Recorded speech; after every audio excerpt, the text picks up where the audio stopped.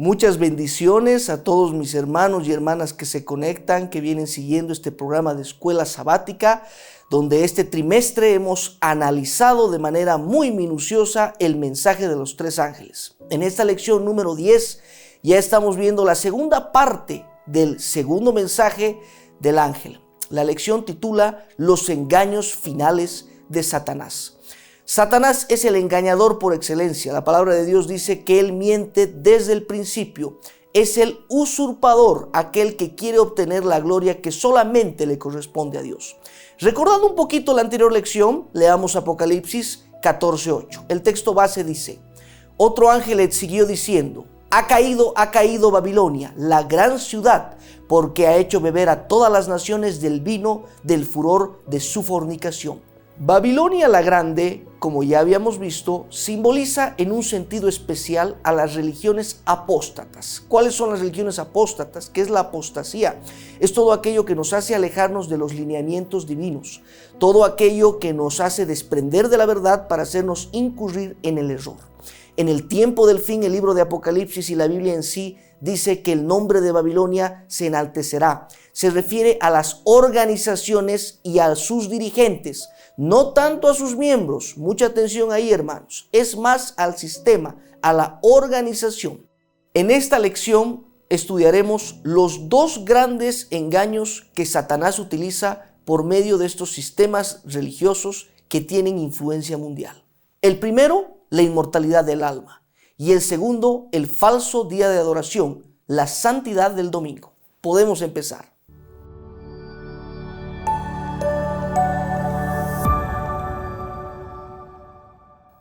La vieja mentira de la inmortalidad.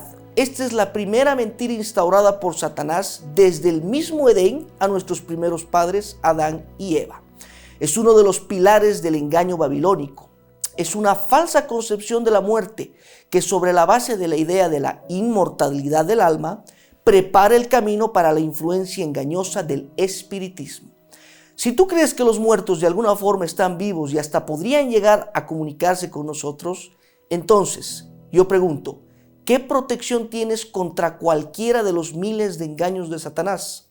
Si alguien que tú querías, que era tu madre, tu hijo u otro ser querido fallecido, apareciera de repente y hablara contigo, ¿cuán fácil sería dejarte engañar por tus sentidos? Esto ha sucedido en el pasado, ocurre ahora y sin duda, a medida que nos acercamos a los últimos días, volverá a suceder. Es uno de los comodines de Satanás, la inmortalidad del alma y el espiritismo, esta interacción de ultratumba donde las personas pueden comunicarse y entablar un vínculo con los que ya nos han abandonado y se encuentran en un estado que la Biblia denomina el estado de los muertos, como el sueño, como dormir. Pero Satanás ha tergiversado la verdad para mostrarnos un error alterado, adulterado, donde los muertos, al morir, o ascienden o descienden. Nuestra única protección es permanecer firmemente arraigados en lo que la Biblia enseña y aferrarnos a la enseñanza bíblica de la muerte. Leamos Eclesiastés capítulo 9, verso 5. Dice: porque los que viven saben que han de morir, pero los muertos nada saben, ni tienen más paga, porque su memoria es puesta en olvido. Job capítulo 19, versos 25 al 27 dice: yo sé que mi Redentor vive y al fin se levantará sobre el polvo, y después de deshecha está mi piel, en mi carne he de ver a Dios, al cual veré por mí mismo y mis ojos lo verán y no otro, aunque mi corazón desfallece dentro de mí. Está claro que el patriarca tenía muy buena idea del concepto de la muerte. Además, hermanos, hay más de 50 referencias bíblicas en donde la muerte es comparada con dormir. Tristemente, esta mentira de la inmortalidad del alma ha tomado demasiada injerencia incluso en el mundo católico. Está impregnado en la mente del hombre, incluso de los que estudian la palabra de Dios. Muchos hermanos cristianos conciben la inmortalidad del alma como una doctrina básica cristiana. Y ellos piensan, como decía anteriormente, que cuando una persona muere, asciende al trono, al seno del Padre, si ha sido justo, y si ha sido impío, al infierno. Pero nosotros sabemos, como la Escritura dice de manera clara, que cuando una persona muere, entra en un estado como de dormir. En Juan capítulo 11, versos 11 al 14, dice, recordando el relato de Lázaro: dicho esto, les dijo después: nuestro amigo Lázaro, aquí está hablando Jesús, duerme, mas voy para despertarle. Entonces dijeron sus discípulos: Señor, si duerme, sanarán. Claramente no estaban entendiendo el concepto, pero Jesús no deja nada a medias, y Él les dice esto de la muerte de Lázaro, y ellos pensaron que hablaba del reposar del sueño. Entonces Jesús les dijo claramente: Lázaro ha muerto. Esa es la primera gran mentira, el primer gran engaño que Satanás utiliza desde el inicio de la humanidad y que va a utilizar con mayor intensidad en la recta final, en el tiempo del fin, en el cual ya estamos entrando. La segunda, ¿cuál es, mis queridos hermanos y hermanas? Es que Babilonia, este cúmulo de falsas doctrinas, tiene también como un gran engaño el centro del culto al sol, es decir, la falsa adoración al sol, misma que cuando abrimos los libros de historia era notoria en Egipto, Asiria, Persia y desde luego en el mismo imperio de Babilonia. Hubo veces en que la adoración al sol influyó incluso en la adoración que tenía el pueblo de Dios, y eso se ve en el Antiguo Testamento en repetidas ocasiones. Por ejemplo, en Segunda de Reyes capítulo 23, versos 5 y 11 dice: y quitó a los sacerdotes idólatras que habían puesto los reyes de Judá para que quemasen incienso en los lugares altos en las ciudades de Judá y en los alrededores de Jerusalén, y asimismo a los que quemaban incienso a Baal, al sol y a la luna y a los signos del zodiaco y a todo el ejército del cielo. Verso 11. Quitó también los caballos que los reyes de Judá habían dedicado al sol a la entrada del templo de Jehová, junto a la cámara de Natán Melech eunuco, el cual tenía a su cargo los ejidos, y quemó al fuego los carros del sol. Claramente la figura del sol se convierte en una deidad porque Satanás así ha decidido direccionar la adoración. En Romanos capítulo 1, 25 podemos reforzar diciendo: ya que cambiaron la verdad de Dios por la mentira, honrando y dando culto a las criaturas antes que al Creador, el cual es bendito por los siglos. Amén.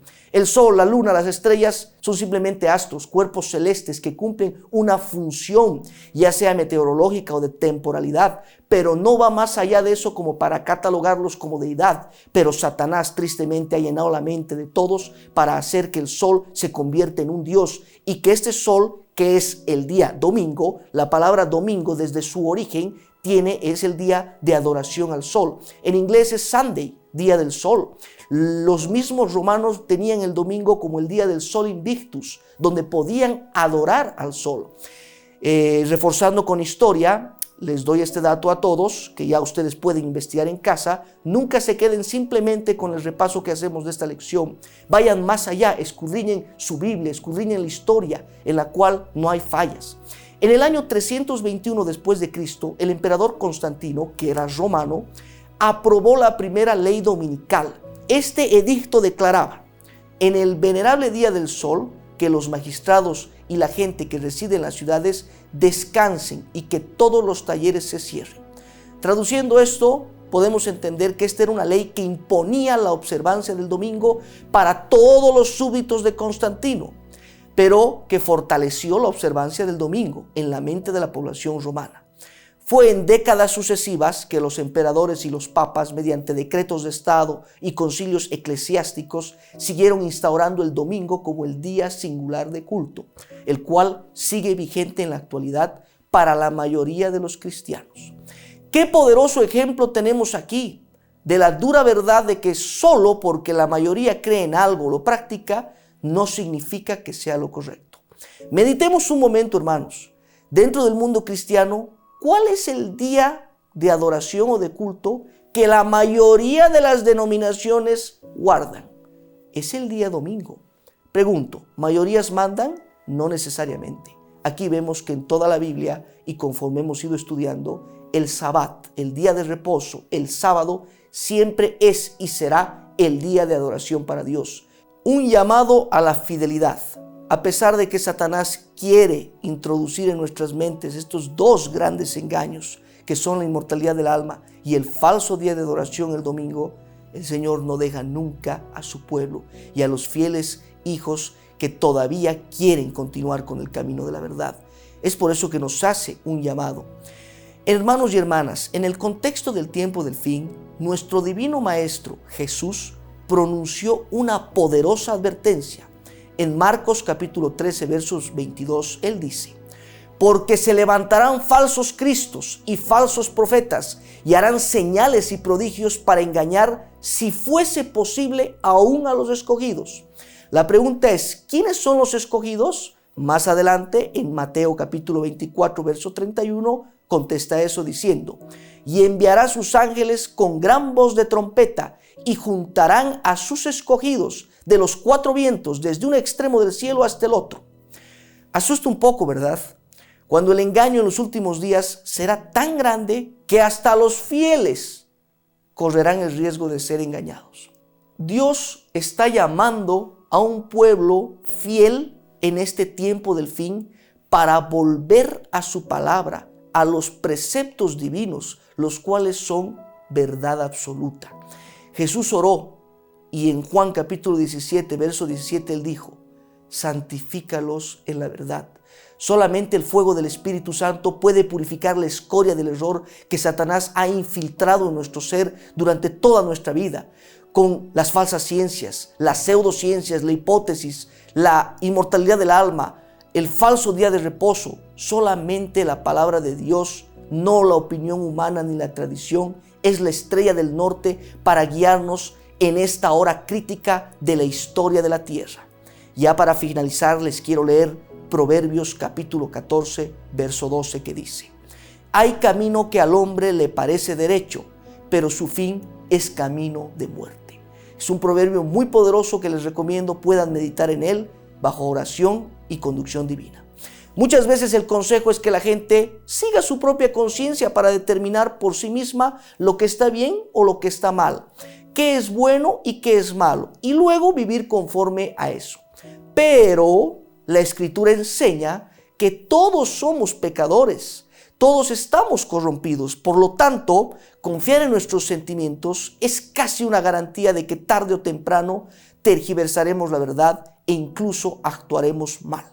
Hubo gente que, totalmente convencida de la rectitud de su causa, cometió muchas maldades y atrocidades a lo largo de la historia. Es decir, siguió el camino que al hombre le parece derecho. Pero el hombre es un ser fallido que utiliza el 3% de su intelecto. No podemos fiarnos de lo que a nosotros nos parece correcto, de lo que nuestro discernimiento nos dice: ve por ese camino. No, en lugar de eso debemos sumergirnos en la palabra de Dios, la cual es infalible, rendirnos ante el Espíritu Santo y así aprender a distinguir la verdad del error, el bien del mal, lo bueno de lo malo. Abandonados a nuestra propia suerte o incluso a nuestros propios sentidos, podemos llegar a ser presa fácil de los engaños de Satanás. Hermanos y hermanas, en esta lección hemos podido desenmascarar dos grandes engaños de Satanás a la luz de las Biblias. Hemos citado textos que muestran con claridad cuál es el verdadero estado de una persona al morir y cuál es el verdadero día de adoración. Si usted sigue estudiando la Biblia, podrá profundizar y el Señor les regalará todavía aún más destellos de verdad para que así usted cada vez pueda entender cuál es la voluntad divina de Dios. Aléjese del engañador, huya de este león que solo quiere que se pierda y que lo hace por medio de Babilonia, un sistema religioso apóstata que tiene como objetivo el corromper al pueblo de Dios y, en su defecto, destruirlo. Nos vemos en la próxima lección. Dios los bendiga.